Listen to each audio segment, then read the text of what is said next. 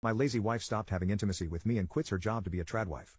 She lost it when I left and filed for divorce. My wife and I have been together for 12 years and married for 8. Around a year ago I noticed my wife increasingly sending me these tradwife or traditional housewife videos. I have nothing against that type of relationship, but I don't think it makes sense for our current family situation. I do earn quite a bit more than my wife and enough to sustain our family on my own, but I don't see the need to do so. I work 80% and my wife 50%, and besides Wednesdays where the both of us are working, either one of us is always home for the kids. I could work 100% and let my wife be some, but again, both of my kids are attending school and in my mind, there is no need for my wife to be at home 24/7. She got increasingly pushy about it over the past 2 months, and again I just kept telling her that there wasn't any need for that if we did decide to go down that route. What would she do during the hours my kids attended school? I know damn well our house doesn't need to be cleaned for 6 hours a day. She would constantly try to butter me up with "you would have dinner ready every day when coming home from work" and something about unlimited BJ or some BS like that. Again, in the nicest way possible. I would remind her that our kids weren't toddlers and our current work-life schedule allowed us to function perfectly fine. We got into a pretty heated argument 2 weeks ago about it, and my wife completely stopped having intimacy with me to show me what I would be missing out on. She's been treating me like a roommate since. I just thought she would get over it and this was just a phase, but God, was I wrong.